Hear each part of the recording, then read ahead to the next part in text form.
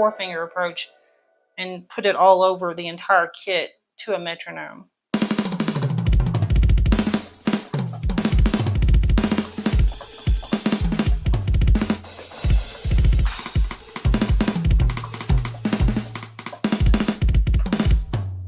Like that kind of a thing.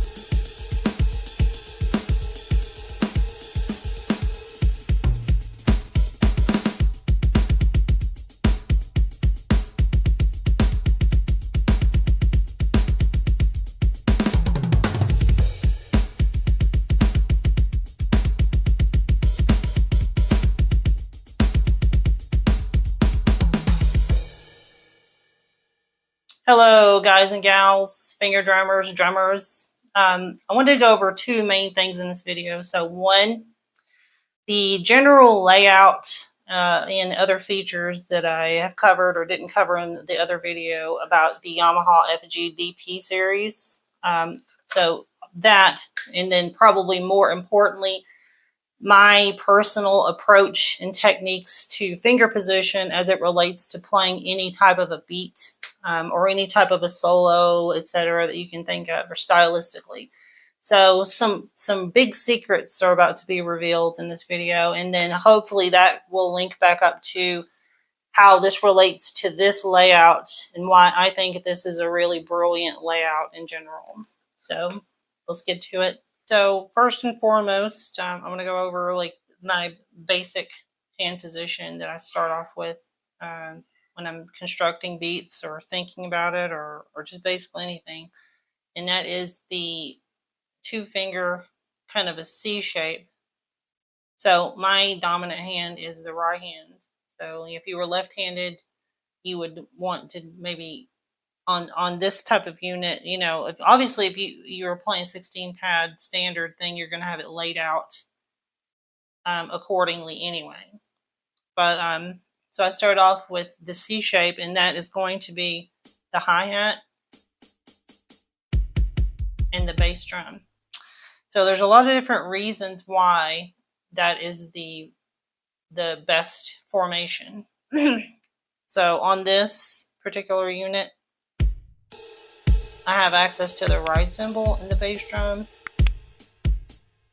and the open hi-hat in the bass drum, as well as the crash. And I can actually use my pinky, the knuckle, to hit this little tiny splash cymbal.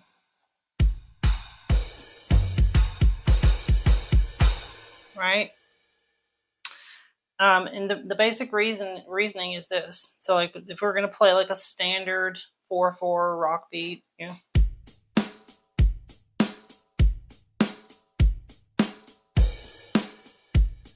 you can do that with one hand, even though I wouldn't do it with one hand. The reasoning is basically the hi-hat and the bass drum have certain accents that fall. You know, normally like either the ride cymbal or the hi-hats, etc., something like that, are going to be struck at the same time most of the time for most beats. When there's a variation, you can use the other hand, you know.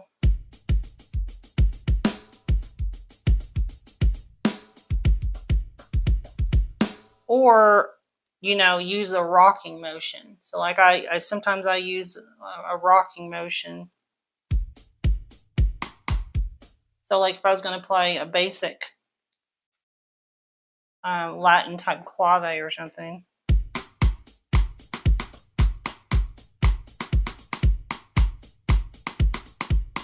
that kind of a thing, right? Or you know, maybe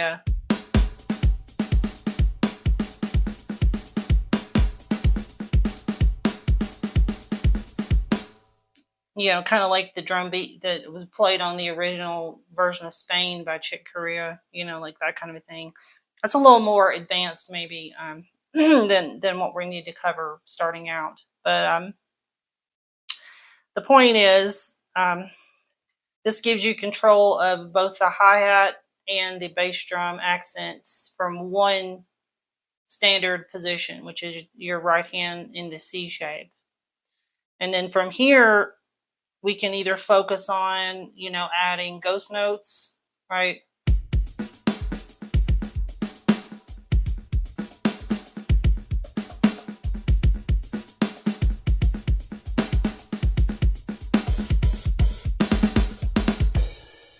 Or these types of ghost notes.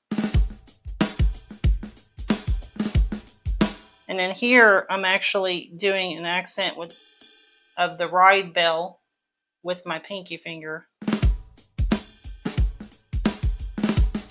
So it's those real kind of a quick flam drags or whatever, you know, that lead up into the hit. And sometimes I'll use multiple fingers to hit the snare, right? Just to give it a little more power so it differentiates itself from the ghost notes. So it's a little more advanced. But yeah, so another thing that, you know, going to the layout of this particular, the FGDP layout from Yamaha, is that you have this big long bar of the snare and the bass drum. So it allows you to do these kinds of things without having to, you know, if you're playing a 16 pad layout, you would literally have to be doing something like this, you know, so you can get your open hi-hat accents with minimal effort compared to other approaches, pad layouts. So let's go to like a 16 beat.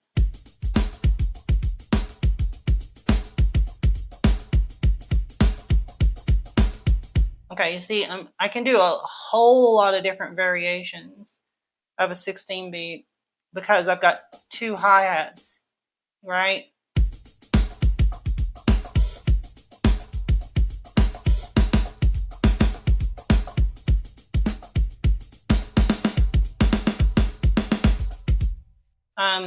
And you know, the goal here is, you know,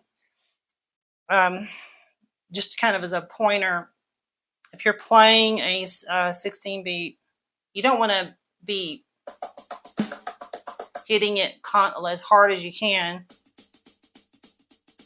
You can have a little bit of variation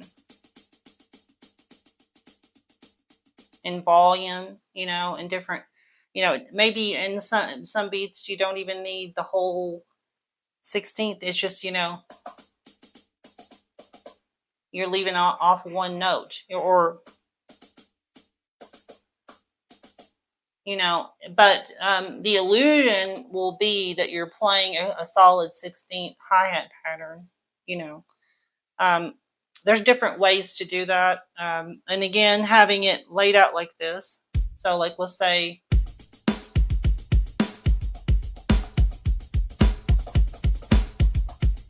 you know, having it laid out like that allows me to add the triplet, sextuplet,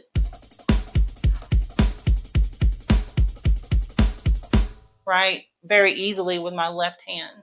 So in the same way, if you're playing with the Mueller technique, like, you know, where you have like your left hand is in the traditional grip, and then the right hand is got, you know, the overhand grip.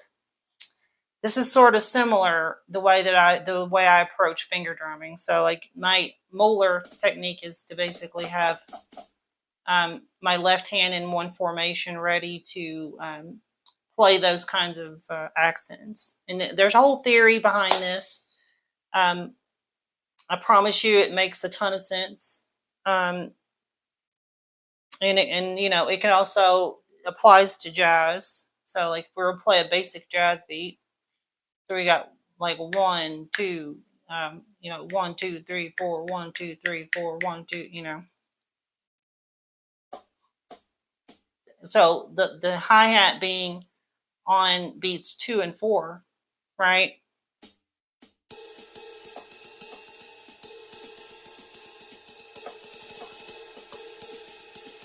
See, like right there, this thing is sensitive enough that I can play, multiple triplet type figures or 30-second type figures, pretty easily, versus other units that I've tried, but like getting back to a basic jazz beat.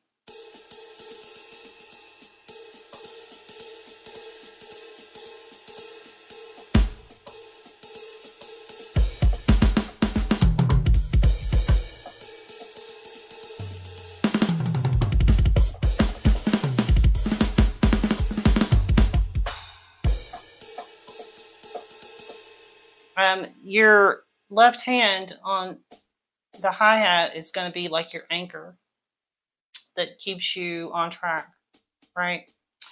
You want to do those little snare accents, you can use 3 fingers. Typically, and I would like to go into this now, typically I will use only these like 2 peace signs, like the index and the middle on both hands. In sextuplet licks, maybe I'll use my left hand again. So the same formation.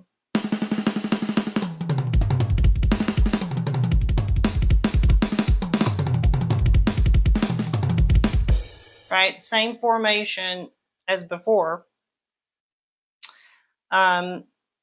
Just pulled down, and that's pretty much. I mean, there are exceptions, but I don't want to go into the nitty-gritty of every single instance and different beats and genres and things like that.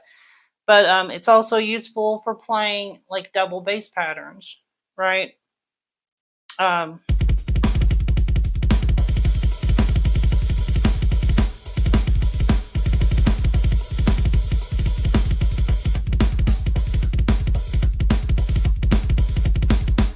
Right? Or, like if you're going to play just 16th note patterns, you got, you can use this kind of thing. So like thumb and index finger over here or something, sometimes it depends. Sometimes I might use these,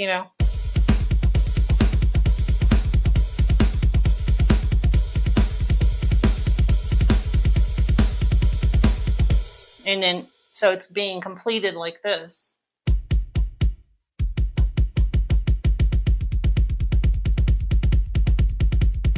Right?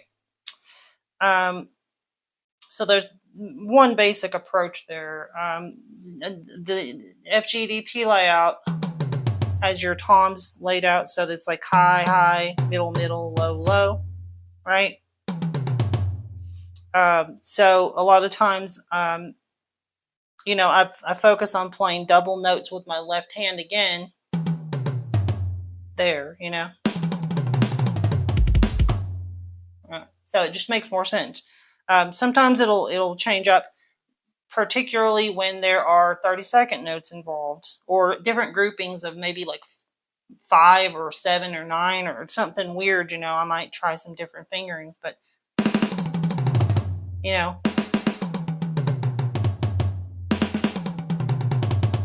right?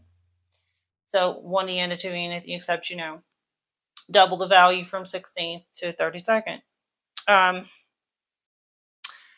So at this particular point, I think I should probably just talk about basic finger technique. Playing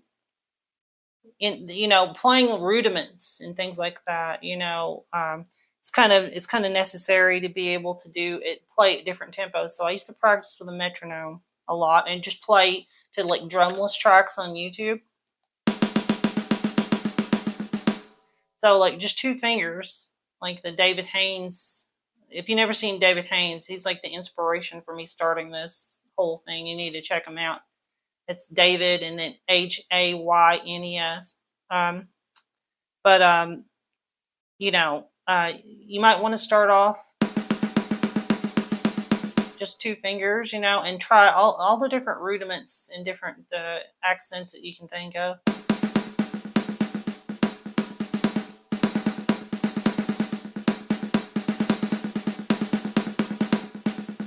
You know, like that kind of a thing. And again, dynamics. We can play dynamics, you know.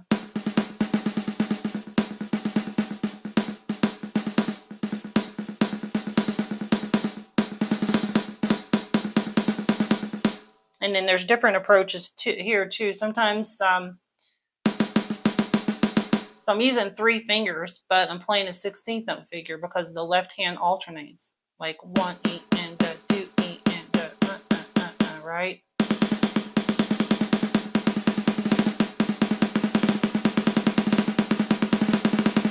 Because I've got those little triplet things happening, you know.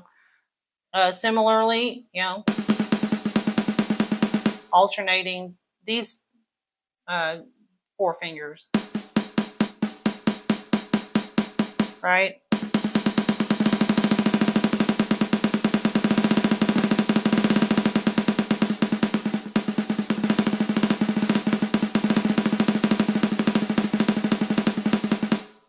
And it's basically a feel thing for me. I kind of know what's going to work. Like every different arrangement that you come up with your finger position is going to yield like a different kind of a sound, right? So it's not just about physically being able to play the note. It's also about the feel and the technique kind of having a musical purpose. So like with this, I'm like going.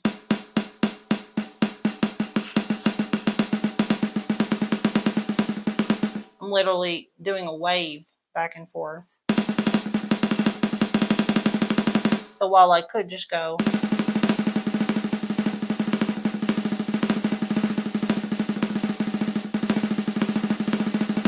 you know, it's got a different feel to go to doing a wave.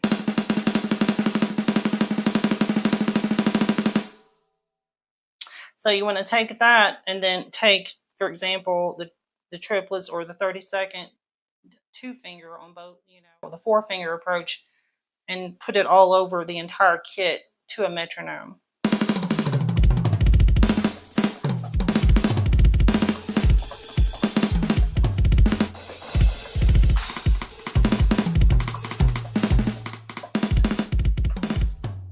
Like that kind of a thing. That takes a little bit of doing, but I assure you that it's more than possible.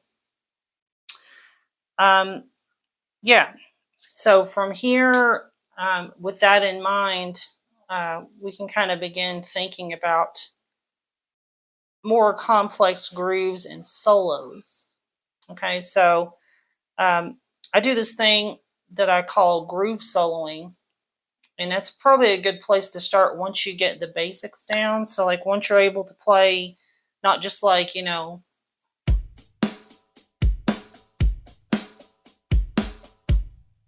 that simple kind of beat, you know.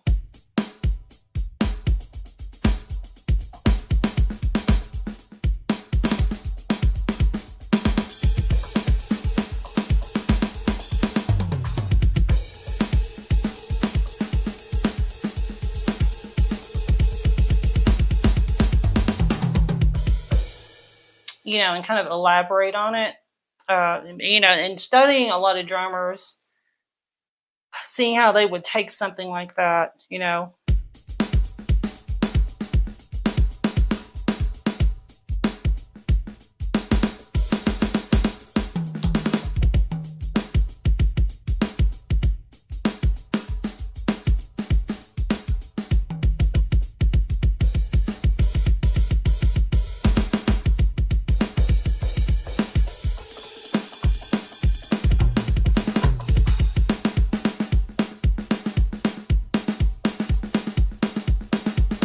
and not just rock, funk, jazz, fusion players or world drummers, but also maybe even look at different approaches, like for example, learning stuff like that, like just a basic country train beat.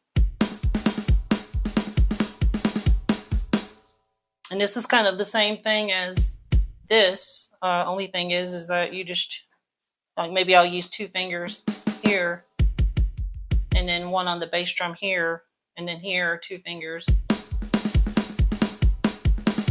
because you don't really use the hi-hat when you do this.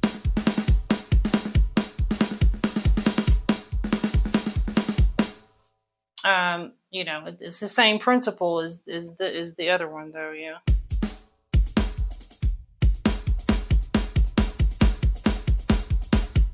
Except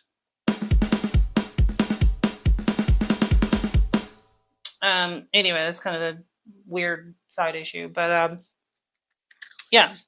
So back to the whole idea of groove soloing. I mean, obviously, if you want to be good at this, you need to study actual drummers. And like I've studied a lot of acoustic drummers. That's kind of what I'm trying to go for. Is not necessarily just imitating an acoustic drummer, a good acoustic drummer, but like um, branching out from there to incorporate other things, so that it's not necessarily I'm not trying to make a perfect copy of what they're doing or take away from what they're trying to do at all. It's just that I look at this as like its own instrument. It has its own uniqueness about it, but it also overlaps with what's already been done acoustically. So I really enjoy doing this for a lot of different reasons, but yeah, and it kind of enhances my guitar playing to a certain degree, I feel, because I can instantaneously create like a complex arrangement or drum solo or drum part almost in real time versus having to program it or hire somebody and explain to them, what the vision is, etc. And then I get to take drum solos too, right? So, getting back to the drum solo, so there's basically like 2 main approaches. Well, 3, I guess, if you want to think about it. There's like, well, I guess let's say 4. So you can do a groove solo where you're playing a groove and alternating, adding little parts in that make it, like have like a solo like nature while maintaining a regular beat. You could do a free form solo, which kind of loses the sense of time completely. You hear that in jazz or in some rock stuff, like Bonham would start off with like a free form thing without a direct sense of time and then build into it. A lot of rock drummers have done this. You do a solo that's not trying to maintain a beat, but there's a clear sense of time, right? And then you can also do a drum solo to like something like another ostinato riff or a chordal part that's repetitious, or just a chord progression or a melody, but you're playing to a solo to that, so the melody is maybe establishing a sense of time, and you're kind of playing the melody while you're soloing around it or through it. So there's 4 main approaches to drum solos. So like groove soloing. So I'm just going to try something off the top of my head. Maybe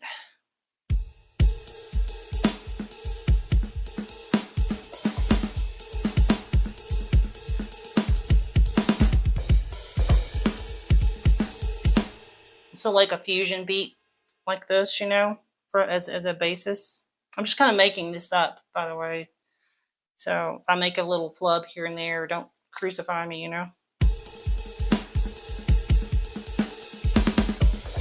And kind of the hallmark of that fusion style is that they'll go over bar lines. So instead of being like boom, whap, boom, whap, boom, like it's like there's maybe a delay in the snare hits, a delay, but there's something that's constantly keeping the crux of the beat going, right?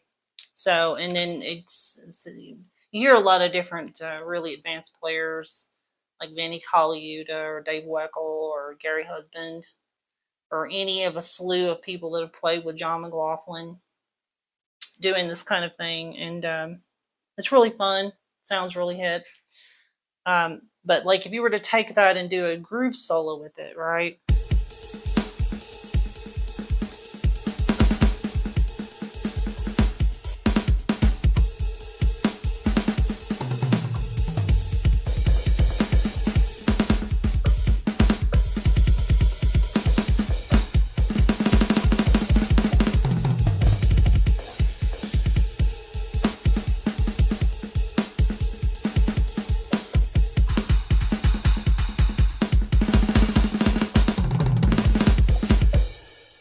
So I'm kind of keeping the beat going, and that's kind of a little more complicated than it need be, I guess. We could do something way simpler.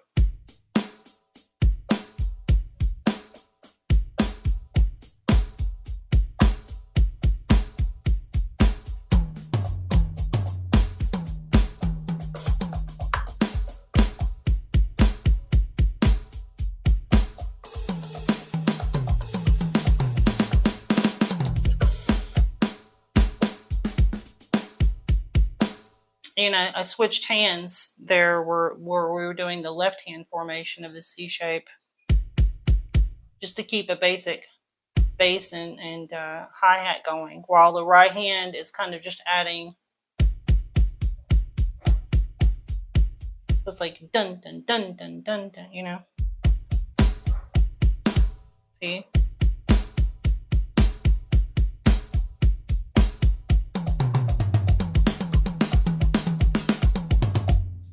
You can do that reverse, obviously.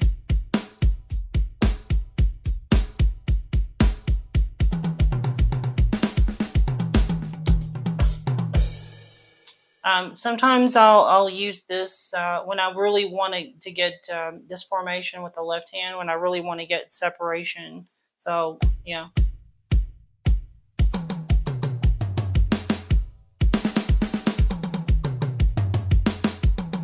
So I want to do like different polyrhythms or subdivisions and have them very, very separated.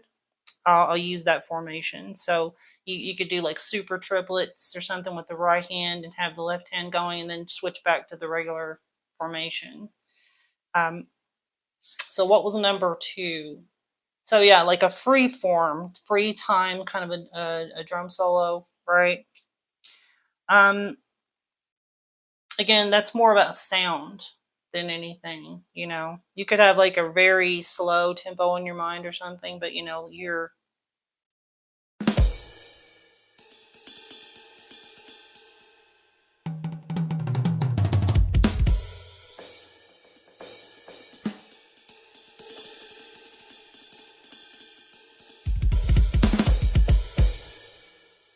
just kind of stuff like that, building into something, or at the end of something, like finishing out a song or something, you know.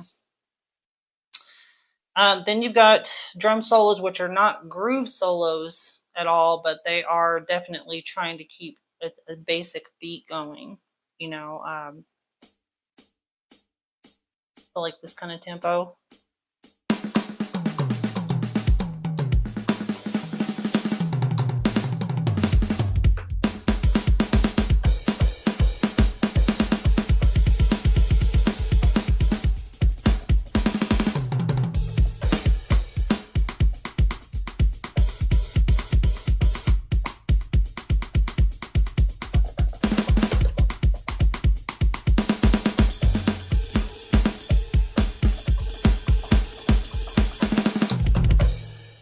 So that's definitely, within one tempo with various subdivisions, but it's definitely not a groove solo either.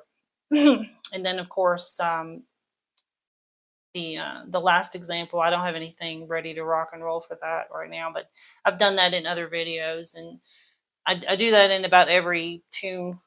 Or, most of the tunes I upload, original tunes on YouTube, I'll do a drum solo, and it's like some kind of a hit, like from the song, like a chord melody or a riff or a melody or something, like a recurring part I'll take one segment of it and have the band loop that, then I can solo over it so that I play accents from that part with the band, but there's also all the stuff that's happening around it. So you can listen to the last tune that I did upload, Pale Nimbus, or I think I also do that in the song That's Sus. Do that. I have another video on here. It's from a series I've not really added anything to aside from the first video. It's called Playing Drum Solos to Things I Find on YouTube.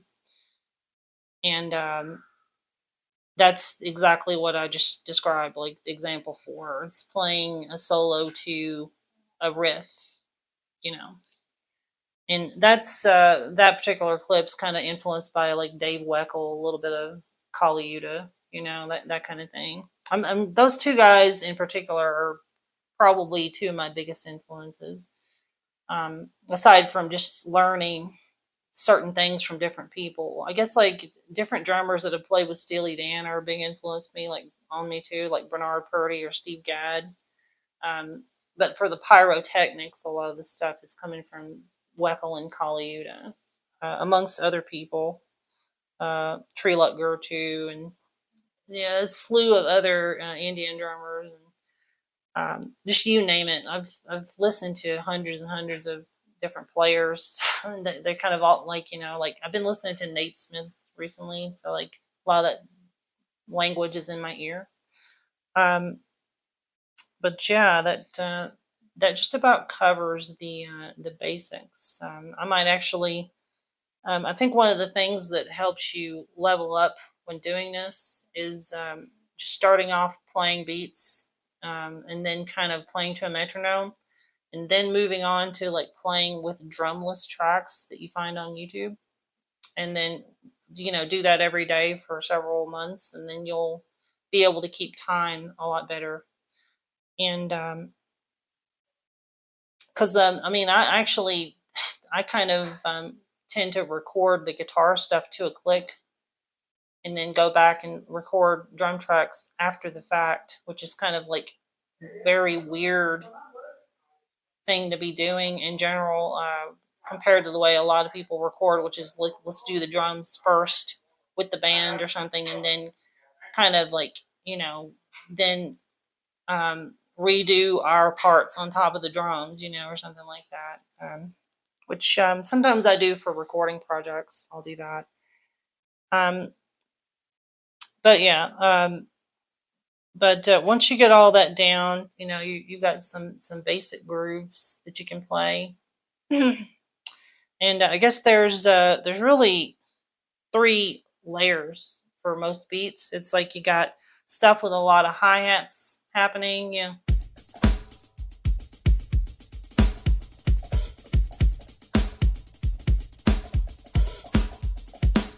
So you got a lot of stuff happening with hi-hats or your ride cymbal. Or, it's like a loud rock, kind of thing. That's one layer. Another layer is where you got a lot of ghost notes,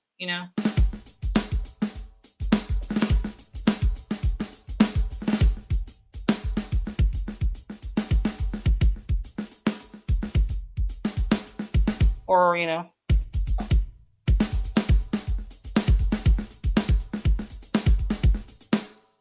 kind of like an immigrant song type thing there, So it's like a layer 2. Layer 3 is when there's a lot more active bass drum stuff happening, right? So,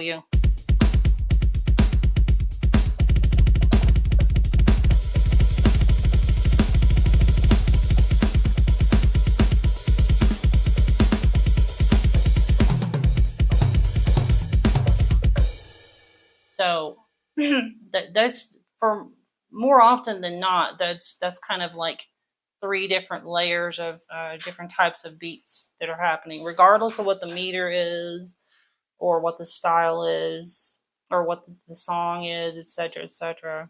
That's what you'll find. And then there are different variations of approaches, like where you got more of that caravan stuff,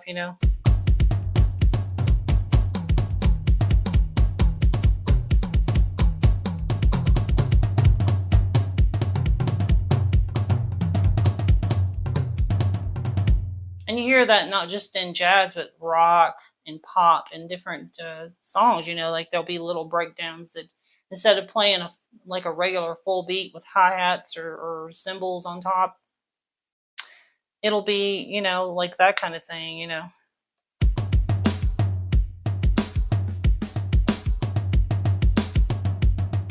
Like that kind of stuff. So it's really about painting a nice, supportive thing for whatever tune that you're participating in at the moment, you know, and it takes a lot of study and taste to really, you know, refine your palette to the point that you can, you know, really have a lot of vocabulary. It's just like learning guitar or jazz or any other, you know, genre. You have to have enough vocabulary so that you're, you know, can tastefully and artfully and creatively do something with the piece, right?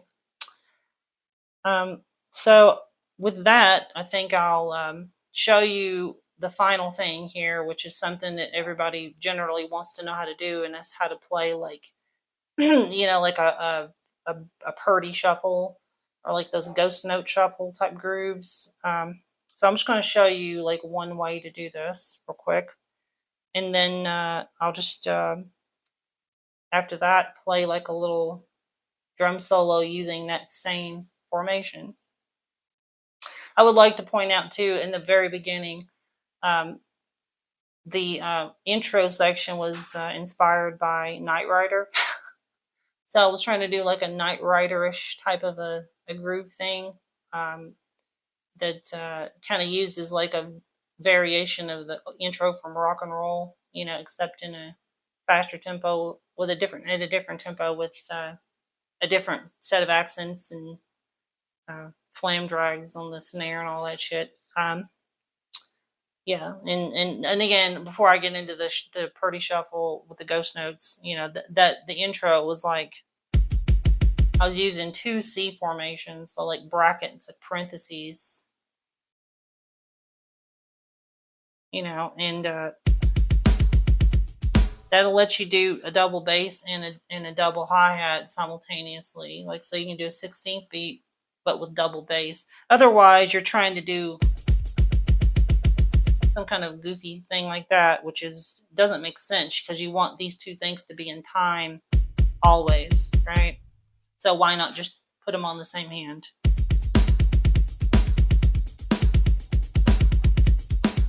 But the cool thing is you can just drop one of the thumbs off and then you get accents, you know.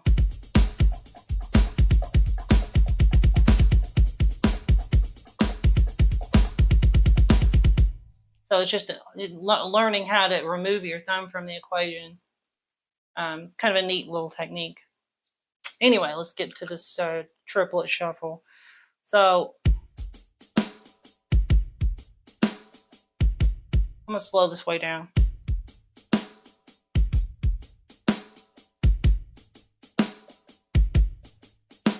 Kind of using that same mindset. I'm kind of just pulling my thumb up, you know, while keeping the index finger going. Then that takes a little coordination, you know, but keep practicing it and you'll get it.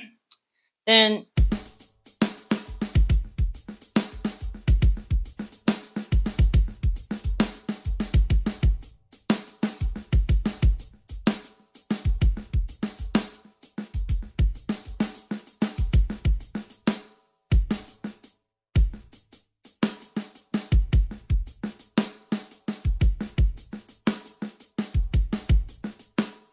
so the trick here is getting a light enough touch, right? So a lot of times I'll actually set my hand down on the corner of this and anchor it.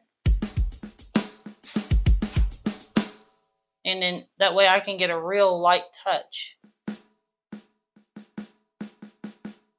You know, and then if I need a harder, for the actual snare hit, for the main beat, use like multiple fingers or something, right?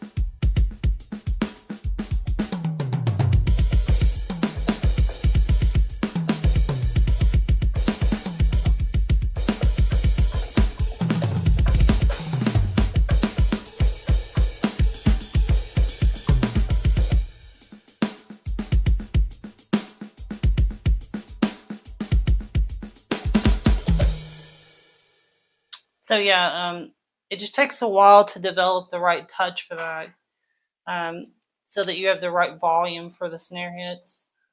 But really, it's just about completing, having triplet, triplet, triplet, triplet going between different combinations of fingers. But there's little tricks like that. Sometimes I'll, change a formation of my fingers because it's if the song is going on and I'm like, oh God, my fingers are getting worn out, you know.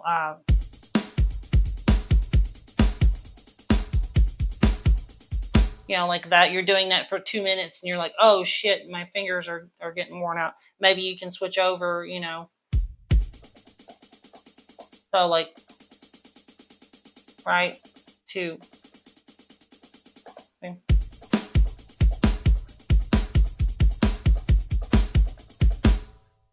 like that kind of thing. So like from like 2 sticks to 3 sticks, just give yourself a break. And there's different ways of approaching it, So yeah, that's pretty much it. I think I'll kind of do more of a free form solo as like a bonus thing here, and I hope you've gotten something out of this and I've enjoyed it. Be sure to check out the rest of the content on this channel, but also my other channel, which is mostly guitar oriented. And the links are going to be all over the descriptions of various videos. So, yeah. Thanks very much for tuning in.